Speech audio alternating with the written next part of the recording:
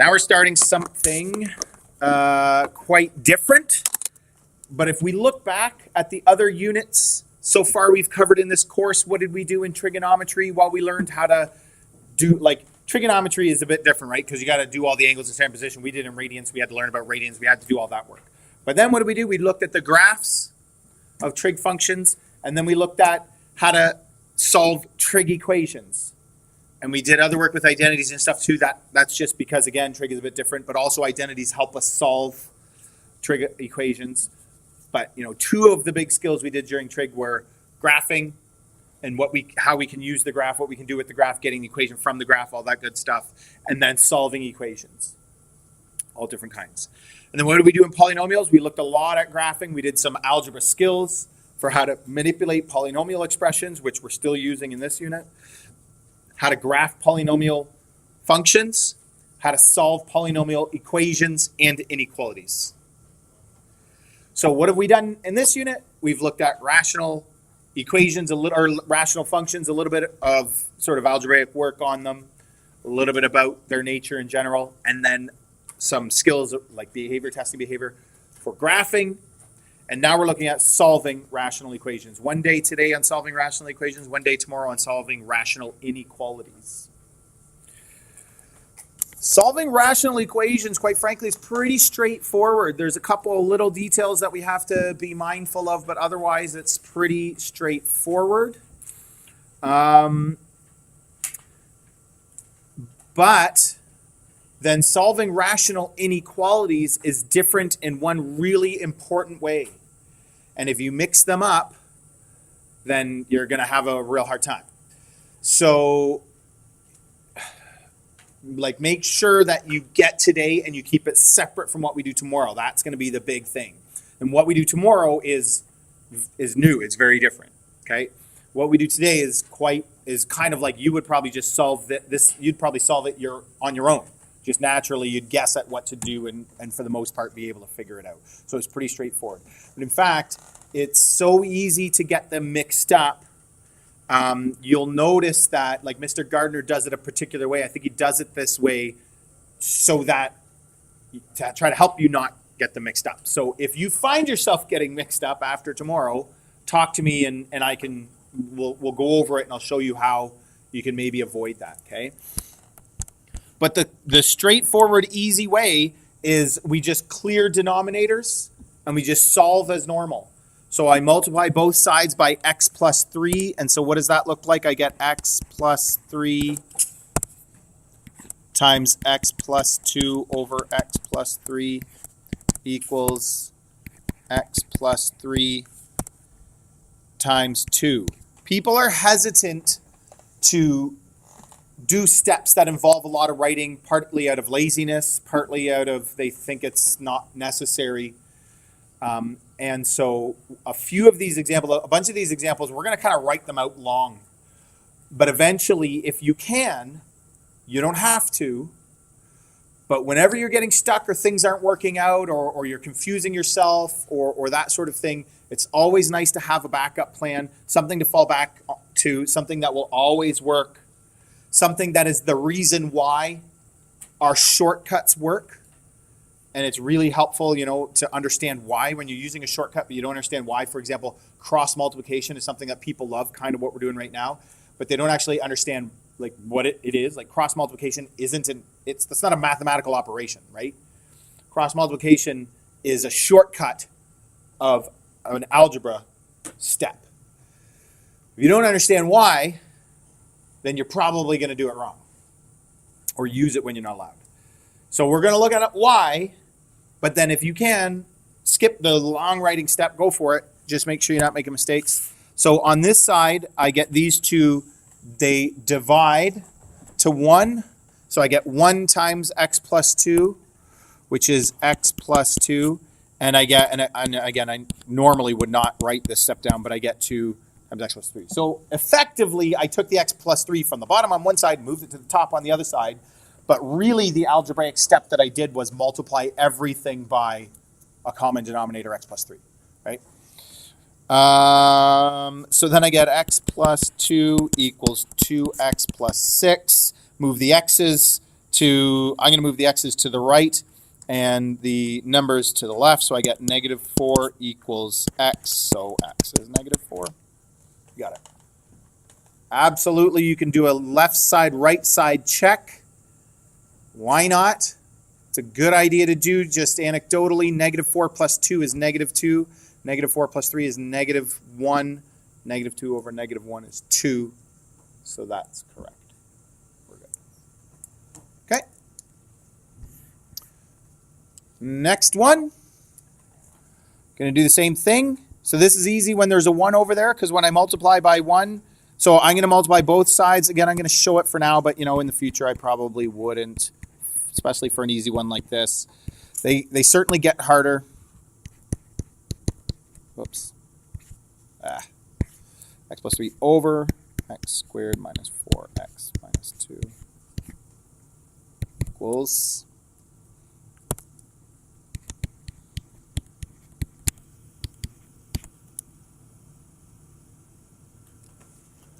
that's supposed to be 21.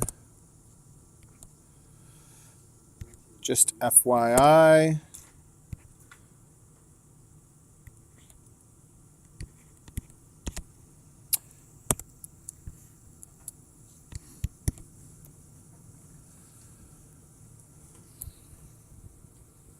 Okay, so then these guys divide to 1, and I get x plus 3 equals x squared minus 4x minus 21. So what I was saying before is in a trickier question where you have a bunch of denominators, it's sort of more important that you keep track and do it the right way. In a question like this, absolutely, you just take the denominator.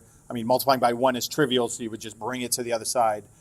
Collect like terms and solve.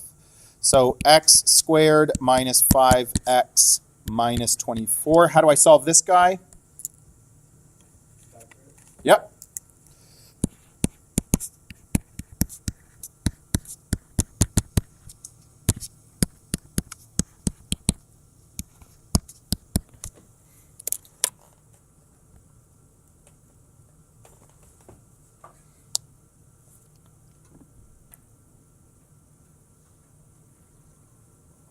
Everybody good? I want you to do a quick check, left side, right side, just on your calculator. It's good practice on how to put that in brackets. So you can start with 8. 8 plus 3, that's 11. You can do that part in your head.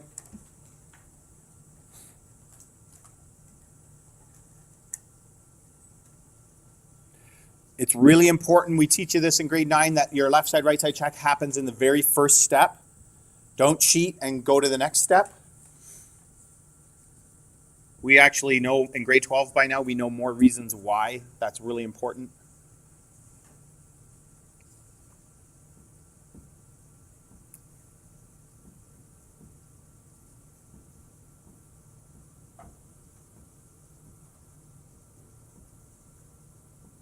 So I got 11 on top.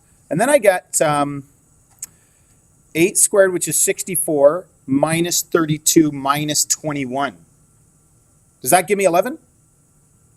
So 11 over 11 is 1. Got it. Good. Okay.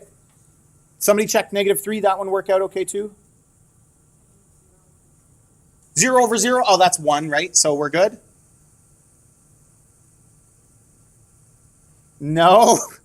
0 over 0 is not 1. What happened here?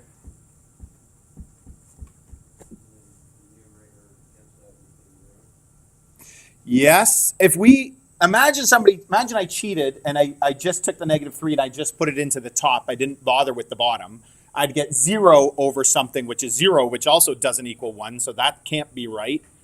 But the math actually does work out to 0 over 0, which almost looks like 1, but we know better. We know that's not true. So what's happening here? So hold on. What is x squared minus 4x minus 21 if I factor it? X minus 7 and x plus 3. So don't we have some restrictions on things that are not possible answers here?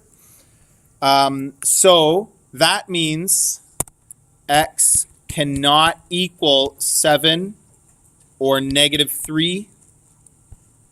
And I got x as -3, so this one's inadmissible.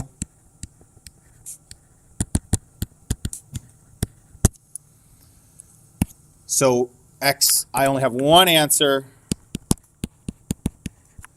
So this is a reminder back in grade 11 when you first started dealing with rational expressions and you talked about restrictions. Well, there you go. We definitely need them now when we're solving. Now, again, they're strange. I think it's interesting to think about that restriction. X can't equal 7. Well, it doesn't, because x is 8.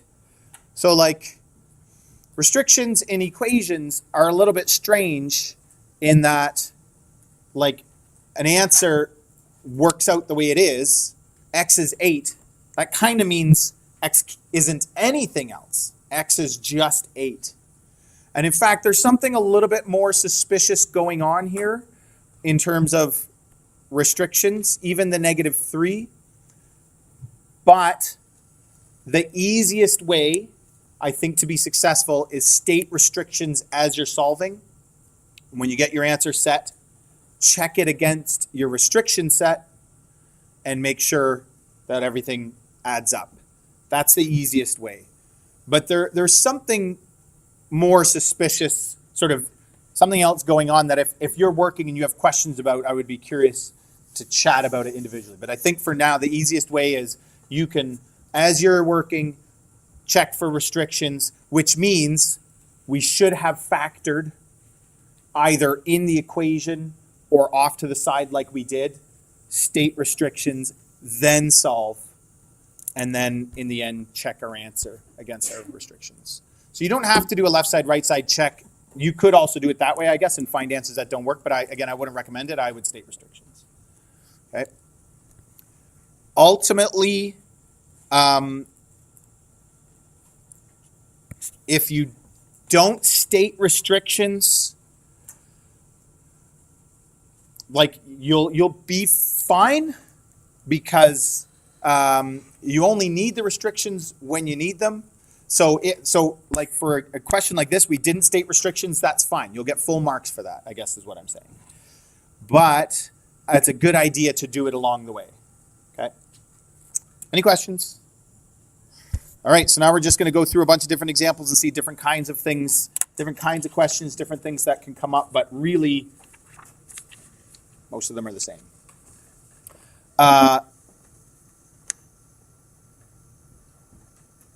But you'll notice both of these examples that we can see right now, they have 3 parts to them, so it does get trickier where you're you got to figure out what you're multiplying everything by.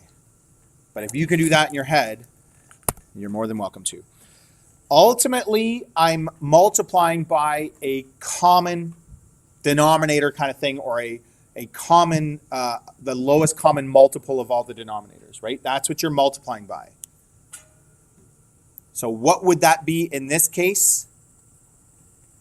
3x. Now, there's a little trick that I like where if you keep them separate, so I could multiply everything by 3x, or if it was like a 3 and a 2 and an x, then it'd be 6x. But if I keep them separate, that's actually going to help me organize my solution. So that's what I'm going to do. Plus 3 times x. And this is why this is important, that we recognize that,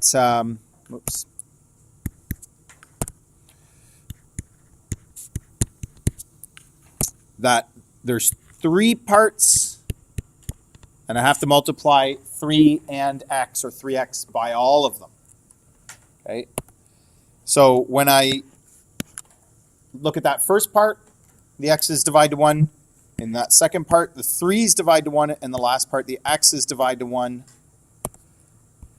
Right? So I get 3 times 1, which is 3, plus x times x, which is x squared, and 3 times 5, which is 15. Solve this one however you like. I'm going to move the 3 over. X squared equals 12. X equals, please don't forget the plus or minus. And if we're fully reducing, Let's do it the long way. That's 4 times 3. I'm looking for a perfect square factor in 12. And then I can take the square root of 4 out. Plus or minus 2 root 3.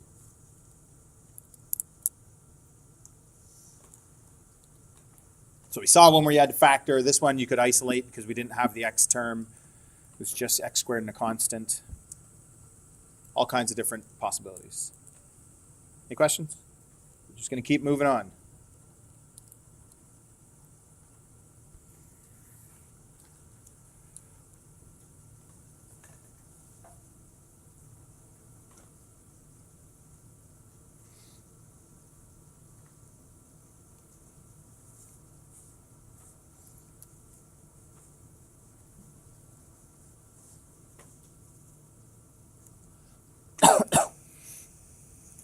So what's my common denominator? We're getting into the more interesting kinds now. These are the kinds that are sort of the ones that we're trying to. Those other ones are a nice little warm up, kind of get us a sense of the idea of what we're doing and how we're multiplying by denominators, clearing the denominator. But really, these are the kinds that we're going to see more of that are more complex.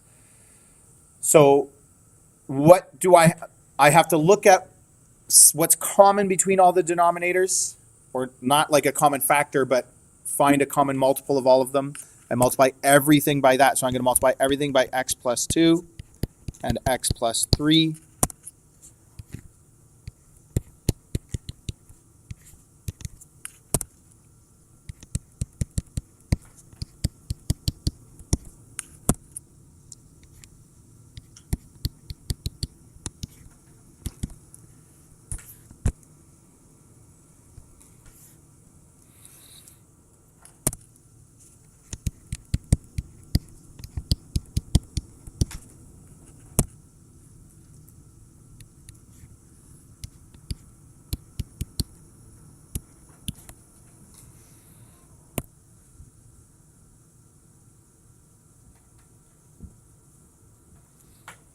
And I'm clearing out all these denominators. So this is where I want to state my restrictions.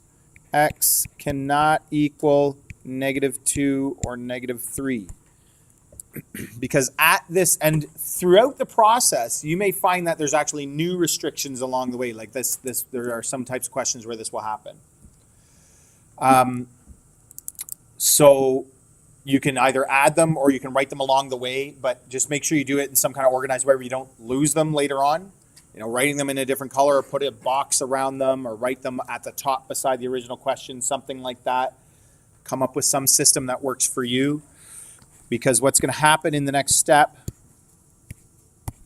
is my denominators are going to be gone, and so I get 2 times x plus 3, which is 2x plus 6, 1 times x plus 2, so plus x plus 2, and 1 times x plus 3, which is x plus 3.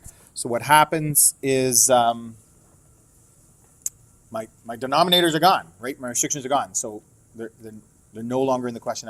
It's good to write them down so we just remember what they are. 2x plus 1x is 3x minus 1x, or you could look at these two on opposite sides of the equal sign. They cancel each other, so I get 2x. And then 3 minus 2 minus 6 is -5. -5 over 2 was not in our restriction set, so we're fine.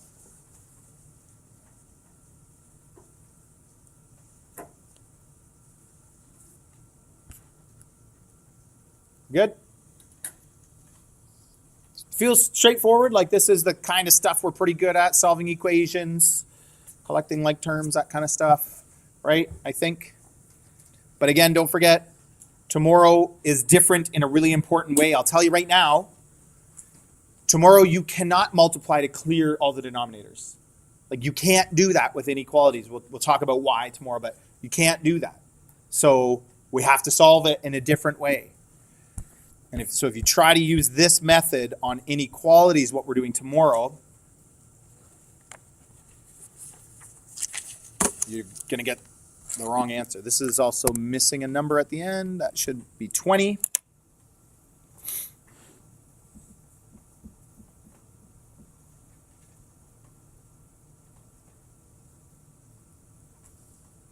What do you think we should do first?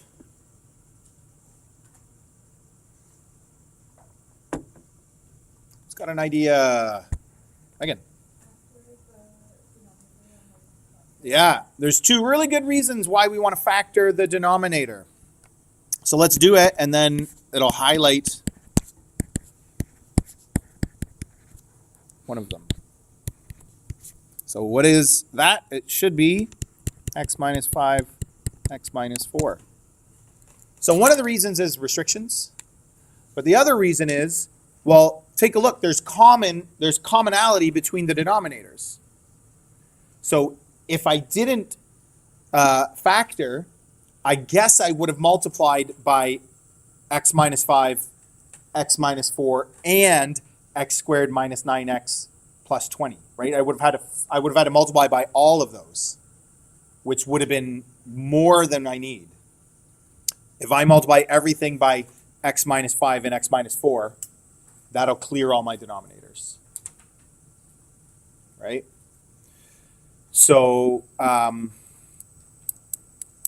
so there's sort of those two good outcomes doing that. Okay, so x cannot equal 5 and 4. And I'm going to multiply, this is maybe the last time I'm going to show it this way. So I'm going to multiply everything by x minus 5. We'll see, maybe I'll keep doing it, but you don't have to. Like some of you could probably figure out this one is going to get multiplied, like the x minus 5s are going to cancel, and it's just going to be multiplied by x minus 4, right? Like you can probably do that in your head, and if you can, that's fine. But as soon as you make a mistake doing that in a harder question or something, then you know that you can fall back on this longer, tedious method of kind of writing them all out. But and then the other thing is, let's say you get a question that's a little bit different. Maybe it's not in this unit, maybe it's in a different unit or something like that. Or maybe it's like a whole totally different course, if you're doing physics or chemistry or something. But this will always work, right? Multiplying by denominators in this fashion is a really organized way of manipulating things and making sure that you're not missing any steps. We multiply everything on both sides of an equation by the same thing. We're not changing the equation.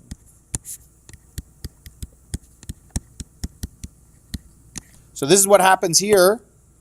These guys are gone and these guys are gone. Gone, gone. They all divide to 1. So I'm left with x times x minus 4. You can go ahead and solve this. 2 times x minus 5 equals x. X. Go ahead and solve.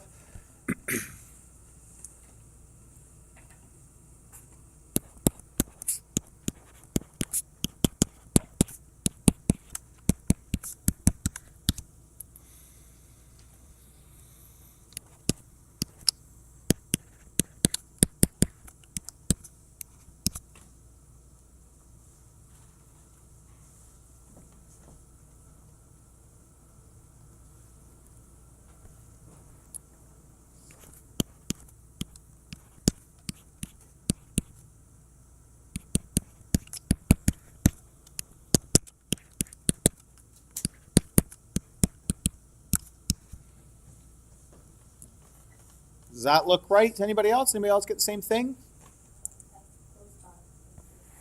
Very good. That's in our restriction set. So now we know why we do that.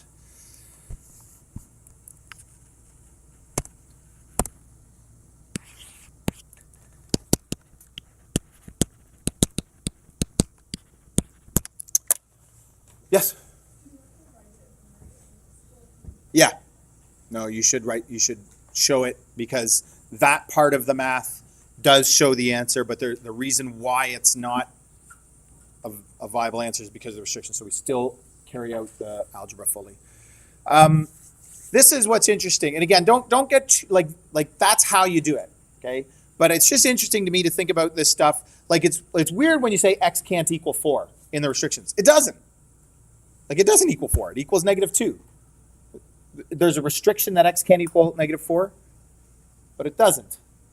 So that's why, like, it's different from some of the restrictions that we had previously in other kinds of math, like in grade 10, that kind of thing, or in grade 11, I guess, when you're doing the rational expressions. Anyway, but like I say, this is an easy way of keeping track of them. But as long as you say inadmissible in the end, you're going to be good. Like you could, when you get to an answer, just be in the habit of going back to sort of the original line or anywhere you're dividing by something and check along the way that it matches. You know what I mean? Instead of stating restrictions. But I think stating the restrictions along the way is a safe way of doing it. Okay, a few more. Oh, I think I'm going to skip this one. And how much time do we have here? Yeah, I'm going to skip this one. Let's go do G. Maybe we'll come back to that one. I like this one.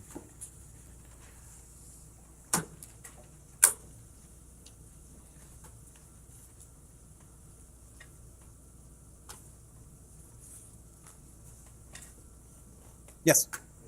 Sure.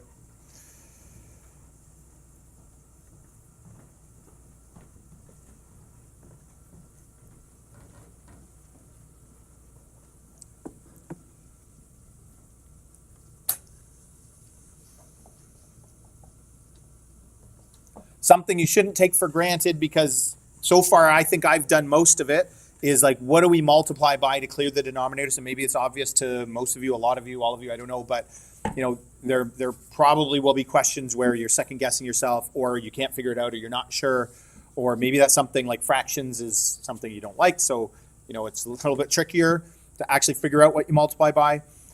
So that's something that as you're practicing that you really do need to make sure you can do on your own. What do I multiply by that will clear all of the fractions? I suppose it's better to multiply by more. You could multiply by a product of all the denominators, which in this case would be x plus 3 times x plus 3 all squared times x plus 3 all cubed. But that would really be overkill, right? But that will always work. And in the last example, again, that would have been overkill. But what can we multiply by in this case that will clear? What's the smallest thing we can multiply by so that'll keep the rest of the work simpler? In this case, anybody want to help me out here? What can I multiply by? You might say, what if you multiplied by just x plus 3? Will that clear all the denominators? So what do we need to do? X plus 3 cubed, will that clear this? Yeah. And I'll be left with some on top. Will that clear this? Yes. I'll still be left with a little bit less on top. Will that clear that? Yep. It'll clear it entirely. So this is kind of like if it was something over 2, over 4, and over 8. If I multiply by 8, that'll clear everything. I could also multiply by 16 or 32, or like any power of 2 or 4 or 8, like any multiple of those things would work, right? But why go bigger than we have to? Okay, so I'm going to multiply everything by x plus 3 cubed.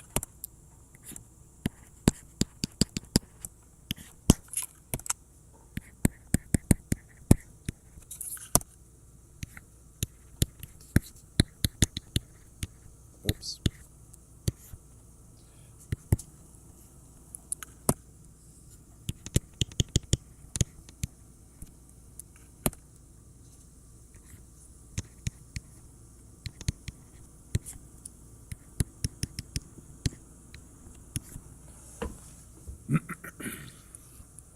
Okay, so let's see what happens here. All 3 are gone there. These 2 are gone, and I'm left with 1. And this is gone, and I'm left with 2. So I've got x plus 3 squared still in that first part, because it just one of them divided out to 1. So now this is 2 times x plus 3 squared. I'll write this out, but you wouldn't have to. You could start doing the work here. Minus 3x times x plus 3 equals x squared plus 4, because those all were gone. And now I just have from grade 10, expand and simplify, move everything to one side, zero product property, factor, whatever you have to do. That, I suppose that could work out to be a cubic. We know how to solve those too, but not very often. I don't think they get that big, because that's just a lot of extra steps and work. Okay, so go ahead.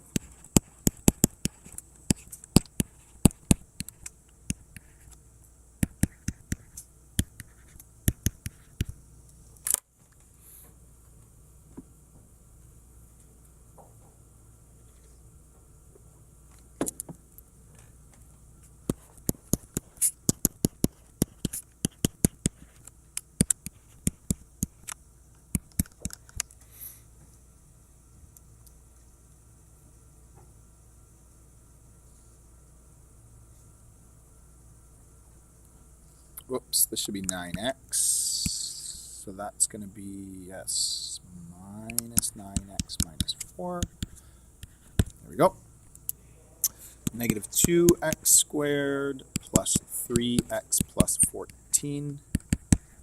And this is really nice. Again, this is easy to do when we're doing equations because it's equal to 0 on the other side. If it wasn't equal to 0, I couldn't quite do it this simply. If it wasn't an equation, if it was just an expression, you can't do this, not the same way we're about to do it at least. And tomorrow when we're doing inequalities, it changes a little bit. I still can't do it, but I got to be careful of what I'm doing. But I can, like, we don't like having a negative leading coefficient, right? A negative a value, so the highest degree term coefficient. We don't like it being negative when we're factoring. So let's just get rid of it. Multiply both sides by negative 1. Why not? That just changes the signs of everything. Gone. And so 2x and x. And it looks like 7 minus 4, or negative 7 plus 4. Oh, I was just thinking about restrictions and how I forgot to write them. And we only had one x can't equal negative 3, but in the end we don't really need it because x doesn't equal negative 3, so we're good.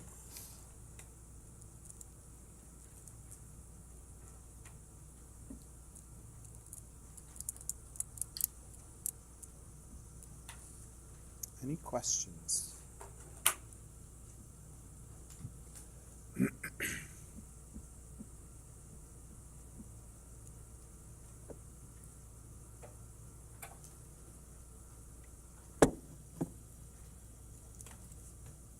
That should be a 2, shouldn't it?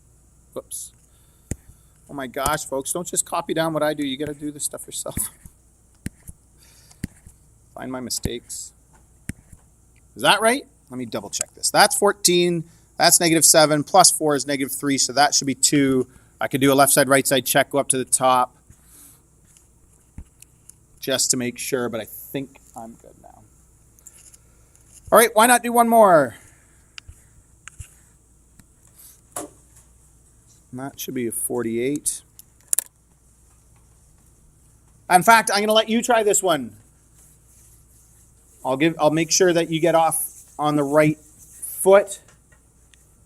Factor all the bottoms, just in case we have some commonalities, so we can make sure that we're sort of keeping things simple.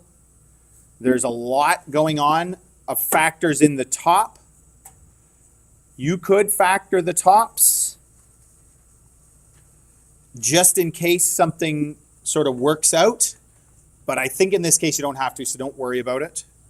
And you don't ever have to factor the tops because we're going to expand the tops to collect like terms anyway. So it might be better not to factor them. But there are certain circumstances where factoring the tops could sort of shorten up your solution a little bit. Okay, so go ahead. Try your first step. Start factoring. Figure out what you have to multiply by.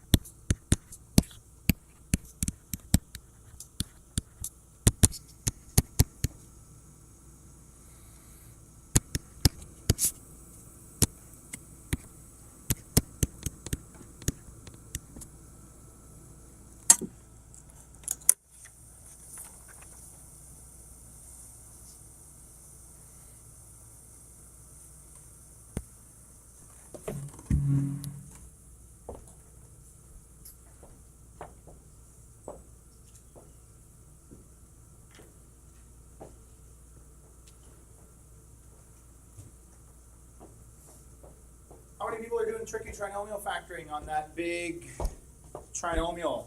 There's a common factor. Don't forget to look for common factors. It'll make your life easier. Factor out the 3. You're left with a simple trinomial.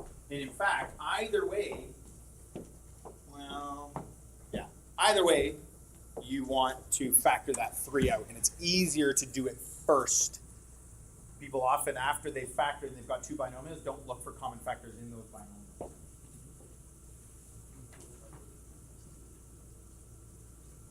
Yeah.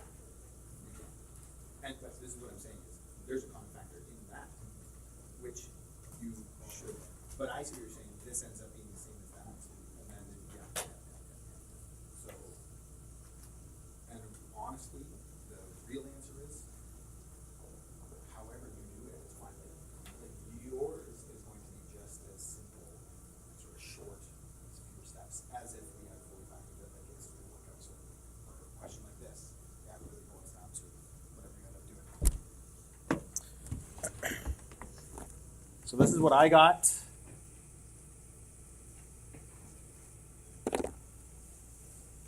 So I got to multiply by 3 because I want to clear that as well. Why not? And x minus 4 squared.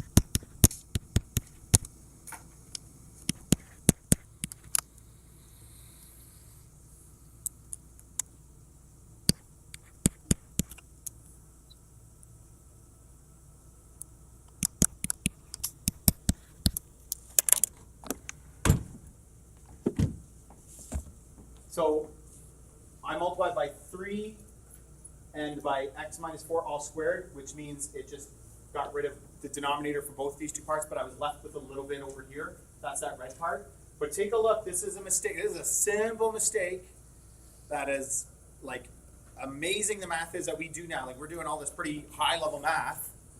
This negative sign being distributed into the top binomial there is a mistake that I could see a ton of people making, right?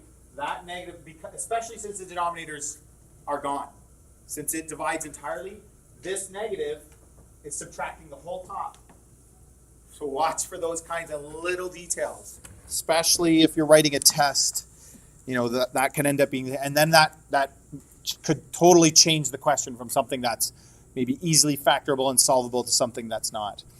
I'm also just going to go back up while I'm thinking about it and state my restriction. So x cannot equal positive 4. That's all it was. And I'm going to get rid of that negative. I hope you saw that as well and did the same thing.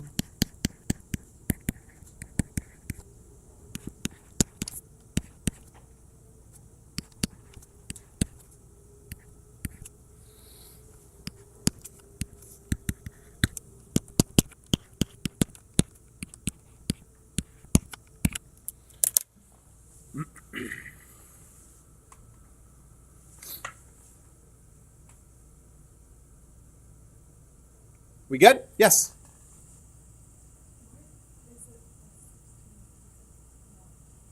Because of this. Right? You got to have it on brackets. You're subtracting this whole thing. So it becomes plus 16.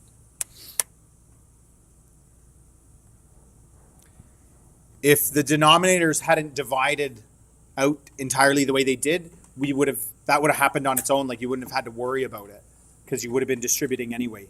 But only because the denominators divided out entirely did we have to watch for that. Any questions?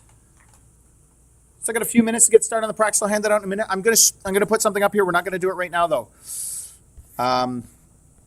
You can write it down, or you can copy it off the website later. We are going to do a day on Friday on applications of rational expressions, and one thing that I'll say is it's hard. It's easy if you're given the equations, but the whole point is setting them up is quite challenging. Okay, so you may want to sometime in the next few days. You could even do it with a friend or something like that.